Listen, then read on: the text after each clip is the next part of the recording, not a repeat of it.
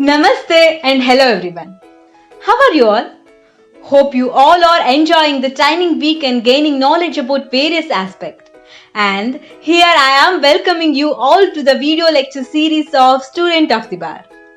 Yesterday, we all studied about part 1 of the lecture How to Improve Your Resume and Cover Letter. Today in part 2 of this lecture, we will study about how to build a resume. Are you curious about building a resume? Then waiting for what? Let's get started. Building a resume seems like a tough task, but with the right step, it could be easier.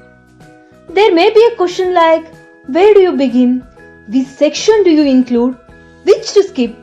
How do you make resume outline? It's not hard at all. This lecture will answer all these questions for you. Let's first study what is resume outline. A resume outline works like a blueprint for resume. It helps you prioritize information on the actual resume, decide what to include and what to leave off, and strategically place resume sections describing your experience, skill, and qualification.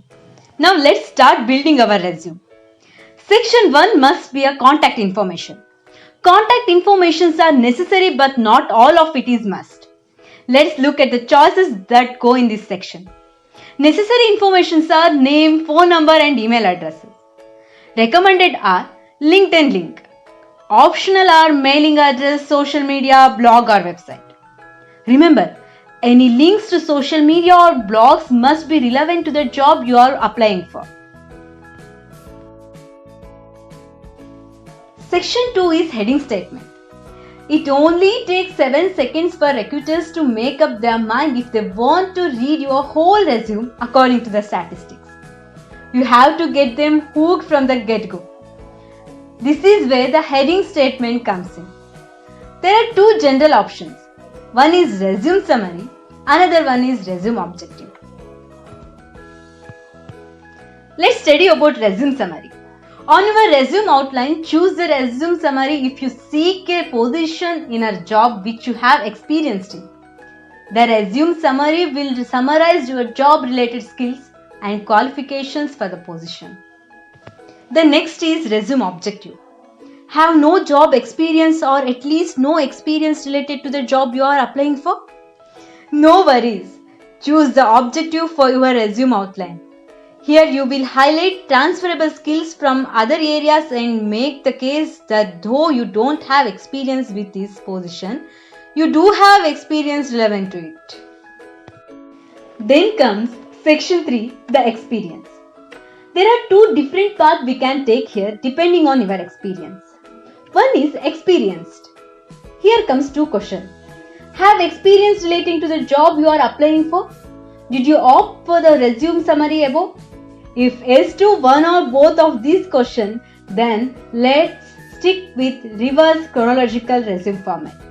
List your last job, dates in the position, city or state or country and a bullet list of tasks and achievements which you will curate to impress the hiring manager. The second one is little or no experience. Have little or no experience related to the job applying for? Did you choose to use the resume objective as your heading statement? If yes to one or both of these questions, then you choose a simple resume template that gets the job done. In either way, don't just list tasks you were responsible for. This was your job and doesn't state how well you did them. Use action verb and more descriptive resume keywords to bring out the flavor. Add an achievement or two with the qualifiable numbers for the win. Section 4 is education. Most job recruiters require insight into your education on a resume. Many job listings also includes a minimum education requirement. So, don't leave education off of your resume outline. List these items to round out an education section entry on the resume outline for university student. First, university name and location, then degree and major subject, then hours, honors and GPA. Still in a college and working on your degree? No worries. Follow the same styling above but add a line for expected completion date. The very next section is adding your best skills and unique qualification. Before you just start jotting anything down willy-nilly, let's take a look at the job listing that you are interested in again. Now, we need to find things that match their interest. The company you want to join is looking for specific skills too. For example, your knowledge of Adobe Photoshop CC rather than just photo editing software. Other section on your resume outline. You have got the essentials now, but so does everything else. Let's really highlight your uniqueness for the job by adding extra section to your basic resume outline. Other sections are maybe a language. Know another language that could be very helpful. Don't forget to note this in your resume outline. The next section may be a volunteer work. Have volunteer experience. Making a resume section for this could be beneficial and relevant to your job application. Then certification. Did you earn some kind of certification at the university or for any special course or workshops? That could definitely be useful in this next job. Hobbies and interests. This section is completely optional, but it could help to showcase the human side of you. If you studied the manager and saw she likes baseball, it could be a way to catch their attention. Awards and commendation. Where you awarded a high rating or award at your previous job or internship, that sounds like something proud to put on any resume. Let's come to the end of this lecture. Creating a resume might seem more complicated than constructing your dream home at first. But if you take the time to create a resume outline, it will be easy peasy. But there are also some things to be remembered.